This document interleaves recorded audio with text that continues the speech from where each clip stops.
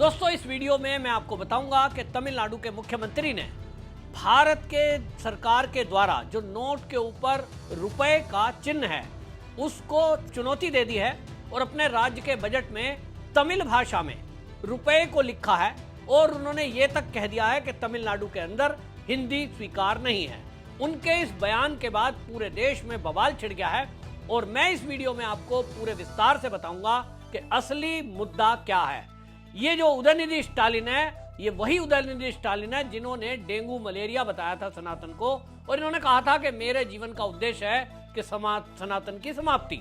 इसको लेकर भी चर्चा में आए थे और आज ये हिंदी समाप्ति के लिए एक अभियान चला रहे हैं। इस पूरे वीडियो में मैं बताऊंगा कि आखिरकार उदयनिधि स्टालिन ये मुद्दा क्यों उठा रहे हैं और ये भी मैं बताऊंगा कि क्या कोई राज्य का मुख्यमंत्री या राज्य की सरकार केंद्र के द्वारा पारित किसी कानून या किसी राष्ट्रीय चिन्ह को समाप्त कर सकती है, बदल सकती है कि नहीं।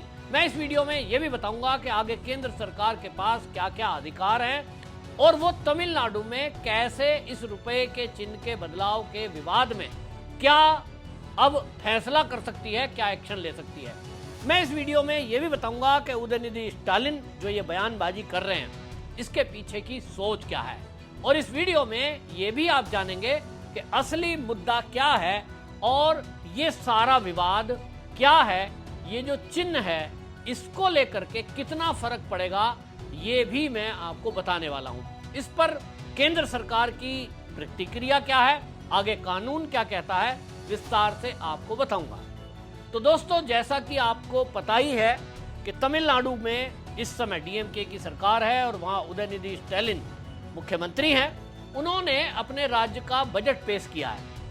बजट पेश करने में उन्होंने जो रुपया है, आपको पता होगा ये रुपए का जो चिन्ह है, पहले हम लिखते थे रुपया, पुराने सिक्के आप देखेंगे उसके ऊपर रुपया लिखा हुआ है और उसको केंद्र सरकार ने, मोदी सरकार ने विचार किया कि जिस तरह से डॉलर का एक चिन्ह है, जिस तरह से रूबल का अपना एक चिन्ह है, हम भी अपने देश का जो रुपया है, जो करेंसी है, उसका एक चिन्ह बनाएं। और इसके लिए उन्होंने 15 जुलाई 2010 को ये आधिकारिक मान्यता दी उस चिन्ह को और उस चिन्ह को बनाने के लिए उन्होंने एक राष्ट्रीय तौर पर प्रतियोगिता रखी थी। 2010 में ये प्रतियोगिता कराई गई और उसमें देश के सभी डिजाइनरों को आमंत्रित किया गया था और उसमें आपको बताऊं कि 3,331 देश के अलग अलग राज्यों के छात्रों ने भाग लिया था।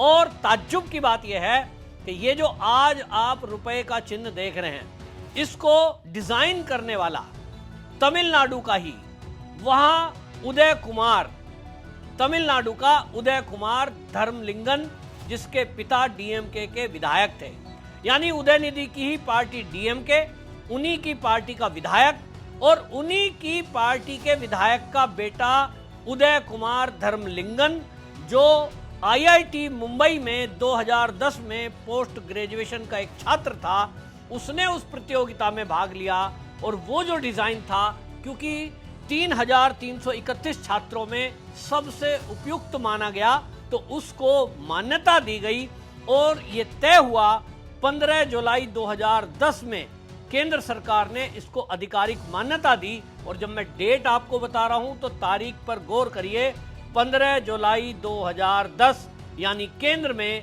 कांग्रेस की सरकार थी, मनमोहन सिंह देश के प्रधानमंत्री थे और पी चिदम्बरम उस समय वित्त मंत्री थे और पी चिदम्बरम ने खुद इस विषय में, और आप सोचिए उदयनिधि स्टालिन के पिता एमके स्टालिन वो राज्य के मुख्यमंत्री थे, इन दोनों ने वो जो डिजाइनर था तमिलनाडु का, उसको ये कहकर सम्मानित किया था कि देखिए ये हमारे लिए गौरव की बात है कि तमिलनाडु का एक जन्मा व्यक्ति, उसने जो डिजाइन बनाया है उसी को केंद्र की सरकार अधिकृत कर रही है, पूरा देश उसे स्वीकार करेगा। ये हमारे राज्य के लिए एक गौरव का क्षण है। और आपको यह भी बताऊं कि उस समय केंद्र में जो कांग्रेस की सरकार थी, उसने वो जो उदय कुमार धर्मलिंगम थे, उनको इस डिजाइन के बनाने के लिए 2.5 लाख रुपए का इनाम भी दिया था और वो इनाम पी चिदम्बरम ने खुद सौंपा था। आज सोशल मीडिया पर उसके चित्र और वीडियो मौजूद हैं। ये पोल खुलती है डीएमके की कि आज जो उदयनिधि स्टालिन इसको मुद्दा बना रहे हैं, ये उदयनिधि स्टालिन की ही पार्टी ने उस समय डिजाइन पारित करने के बाद डिजाइन बनाने वाले को इनाम भी दिया था, तारीफ भी करी थी और उसको तमिलनाडु का गौरव बताया था। लेकिन आज ऐसा क्या हो गया कि ये उदयनिधि स्टालिन अपने ही राज्य के एक बच्चे के द्वारा यानी एक आईआईटीएन के द्वारा बनाए गए डिजाइन पर आज ये यू टर्न ले रहे हैं। असली मुद्दा राजनीति का है और इस राजनीति के चलते ये बयानबाजी करते हैं। ये वही उदयनिधि स्टालिन है जिन्होंने कहा था कि मेरा जन्म लेने का मकसद है कि मैं सनातन को समाप्त करूंगा, जिस तरह से डेंगू मलेरिया को समाप्त करना जरूरी है। उन्होंने कहा था कि सनातन भी डेंगू मलेरिया की तरह एक बीमारी है और इसको भी जड़ से खत्म कर देना चाहिए। इसके बाद काफी विवाद हुआ था, कई जगह इस पर एफआईआर हुई थी, लेकिन जैसा हम देखते हैं कानून में कई सारी चीजें हैं और नेताओं को इसकी प्रिविलेज मिलती है, इनका कुछ हुआ नहीं। ये चाहते थे कि इनको जेल हो जाए, कुछ हो जाए, लेकिन हम जानते हैं कि कानून में बहुत सारी पेचीदगियां हैं और इसके कारण इनका कुछ हुआ नहीं। लेकिन इनके जीवन का मकसद साफ दिखाई देता है। ये अपनी विधानसभा में खड़े होकर कहते हैं कि हमारे राज्य में हिंदी नहीं चलेगी। इसका असर ये हुआ कि तमिलनाडु के अंदर कई जगह ऑफिसेज में भी, पोस्ट ऑफिस की एक वीडियो आई है सोशल मीडिया पर, जहां वहां काम करने वाली एक हिंदी भाषी महिला को वहां के जो कर्मचारी हैं वो ये कहकर के भगा रहे हैं कि यहां हिंदी नहीं चलेगी और यहां आपको तमिल भाषा में ही बात करनी होगी। अब आप सोचिए, जो हिंदी भाषी व्यक्ति है उसकी सरकारी नौकरी उस राज्य में लग गई है, क्या वो तत्काल हिंदी सीख सकता है? और वो हिंदी क्यों सीखे? अंग्रेजी में बात करते हैं। असली मुद्दा क्या है वो मैं आपको विस्तार से बताऊंगा। मुद्दा असल में करेंसी के ऊपर चिन्ह का है ही नहीं। करेंसी के ऊपर चिन्ह का मुद्दा होता तो लोग ये बात कर रहे हैं कि अगर आपको इस चिन्ह से दिक्कत है, जो कि नहीं होनी चाहिए, तब तो जितने भी नोट आपके पास हैं उनको आप स्वीकार मत करिए।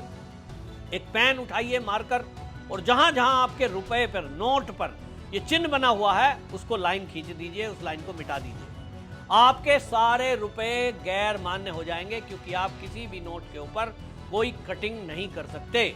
लेकिन कोई भी, ये उदयनिधि स्टालिन हो या इनकी पार्टी के लोग जो इसमें पक्ष में खड़े हैं, वो कोई भी अपने रुपयों को इस तरह से खराब नहीं कर रहा है। तो फिर आखिर मुद्दा क्यों है? मैं आपको बताऊंगा मुद्दा असल में क्या है। मोदी सरकार ने ये किया है कि एक राष्ट्रीय शिक्षा नीति बनाई 2020 में। इस राष्ट्रीय शिक्षा नीति, जिसको एनईपी बोलते हैं, उसके तहत ये तय हुआ कि प्रत्येक राज्य में 3 भाषाएं स्कूलों में पढ़ानी ये कंपलसरी होंगी। 3 लैंग्वेज पॉलिसी इसको कहा गया। 3 लैंग्वेज पॉलिसी के तहत हर राज्य को यह कहा गया कि वहां 3 अपनी भाषा पढ़ानी होंगी। इसमें एक स्थायी भाषा या मातृभाषा, दूसरी हिंदी, या 22 भाषाएं जो हमारे संविधान में मान्य है, जिसमें तमिल भाषा भी है, उन 22 भाषाओं में से कोई एक भाषा, तीसरा अंग्रेजी।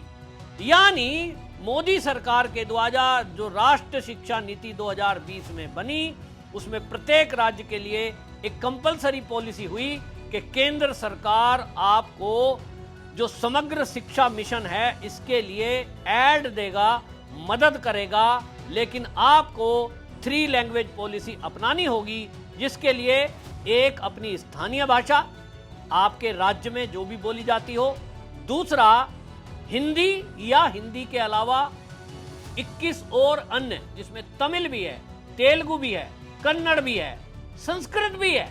यह हमारे संविधान में बाबा साहब भीमराव अंबेडकर जी के द्वारा 22 भाषाओं को जो मान्यता दी गई थी, स्थानीय भाषा के अलावा एक भाषा वो भी आप चुन सकते हैं। इसके पीछे का मकसद ये था कि स्थानीय भाषा, मातृभाषा, मान लीजिए किसी की आप सोचिए कि कोई अगर बिहार का रहने वाला है तो उसकी कोई भाषा है अपनी, और कहीं अगर उत्तर प्रदेश में कहीं अवधी बोली जाती है तो उसकी अवधी भाषा है, तो वो भोजपुरी भाषा बोले, अवधी भाषा बोले।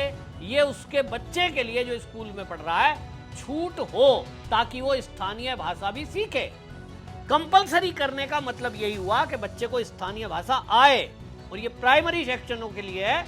दूसरा, उन्होंने ये कह दिया कि आपकी छूट है कि जो हमारे देश में संविधान में 22 अधिकृत भाषा हैं उनमें से एक चुन लो। तो स्टालिन को ये चाहिए कि आप जो भाषा है उसमें से एक चुन सकते हैं। तीसरा उसमें है अंग्रेजी, ये भी पढ़ाना है।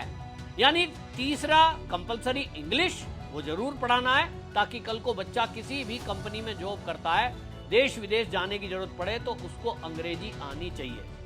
22 भाषा हैं, 22 में से कोई एक चुन सकते हैं। लेकिन जैसे ही ये राष्ट्रीय शिक्षा नीति बनी 2020 में, इसका यहां डीएमके ने विरोध किया और डीएमके ने कह दिया कि हम इसको नहीं मानते।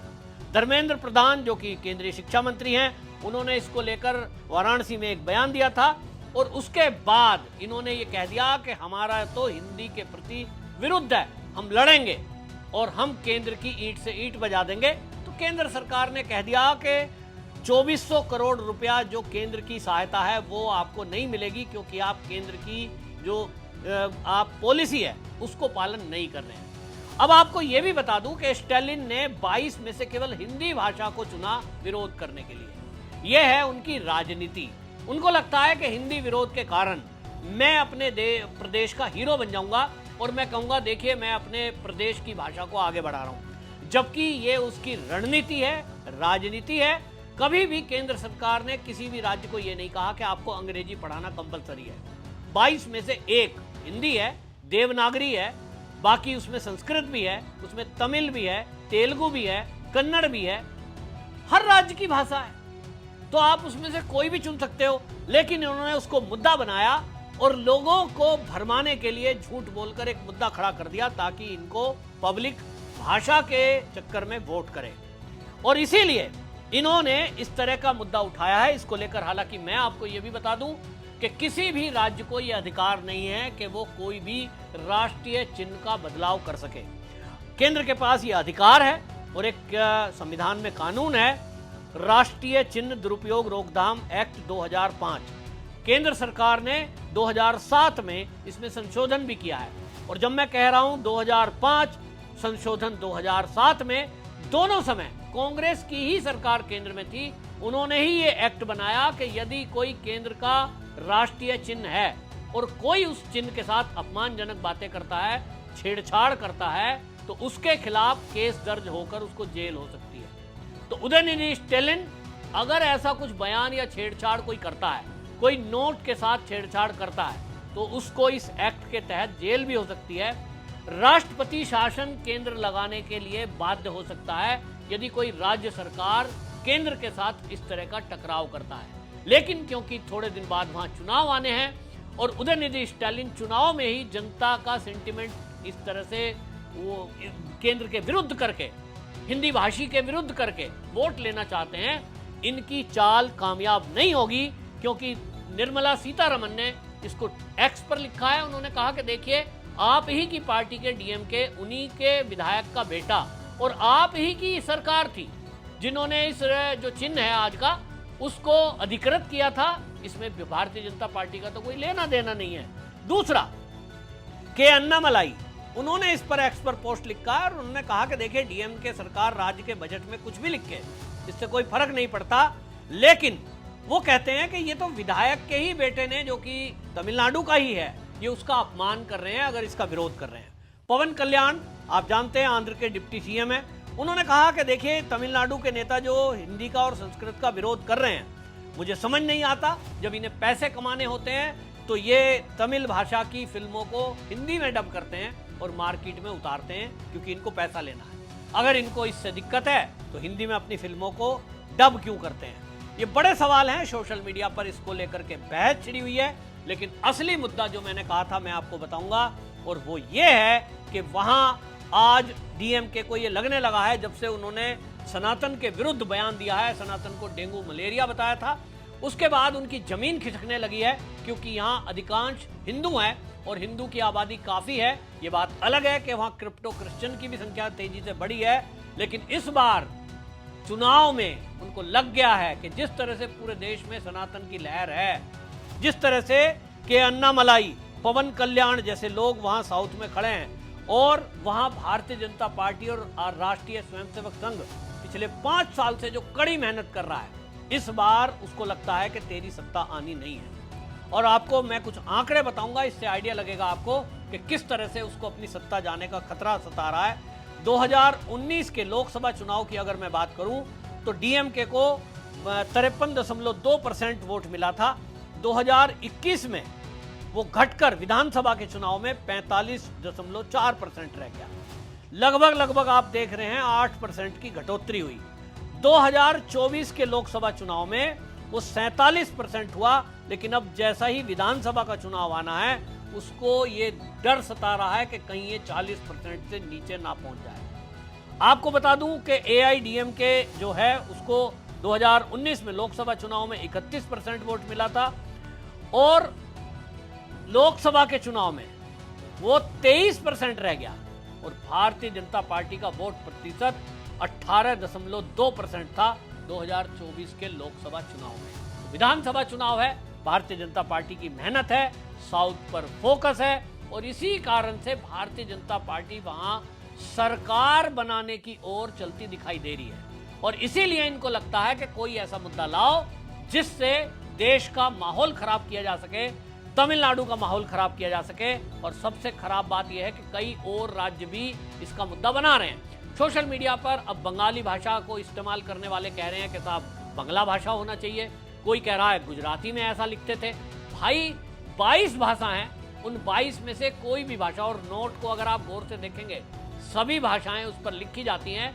रहा एक प्रतीक चिन्ह का, वो किसी भाषा का नहीं है, वो हिंदी और अंग्रेजी का मिक्स है। और कोई देश हो उसमें पहली बात तो यह है कि नेताओं से मुझे पूछना है कि अंग्रेजों की जो भाषा है अंग्रेजी, उसको तो आप स्वीकार कर रहे हो, लेकिन हमारे देश की भाषाओं में से एक भाषा उसका आप विरोध कर रहे हो। यही वो विचारधारा है जो डेंगू मलेरिया बता रहे थे सनातन को। और ये जो उदयनिधि स्टालिन है, इसको लगता है कि इस देश से वो हिंदी तो मिटा नहीं सकते, तो अपने राज्य से हिंदी भाषियों को भगा देंगे, हिंदी को समाप्त कर देंगे, तो उनको लगता है कि उनकी एक जीत हो जाएगी। कुछ लोगों का कहना है कि ये बहुत बड़ा एक षड्यंत्र है, जो दक्षिण के राज्य हैं वहां इस तरह का विद्रोह पैदा करके इस देश से अलग थलग करने का एक षड्यंत्र है। अगर ये षड्यंत्र है तो प्रदेश की जनता इसको देख रही है, उदयनिधि स्टालिन को सबक सिखाएगी।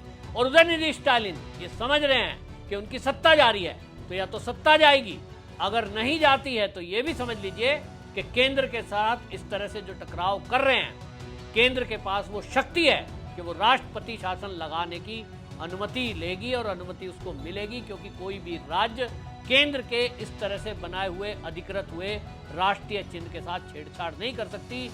ये अपमान माना जाता है, राष्ट्रीय अपमान की श्रेणी में आता है। कुल मिलाकर के इनकी भावना है सनातन के प्रति, इनके दुर्भावना है और सनातन को मिटाने की ये प्रण लेकर जो बात करते हैं, डेंगू मलेरिया बताते हैं, ये इनकी सोच को दर्शाता है। ये कभी अन्य किसी भी पंथ के बारे में एक शब्द नहीं बोल सकते। इनको लगता है हिंदू के बारे में कुछ भी बोल दो, सनातनियों को कुछ भी गाली दे दो, सनातन को कुछ भी गाली दे दो, और मंदिरों का इतना बुरा हाल उस राज्य में है, ये किसी से छुपा नहीं है। तो चुनावी मुद्दा है, बहरहाल चुनाव के अलावा कुछ भी नहीं है।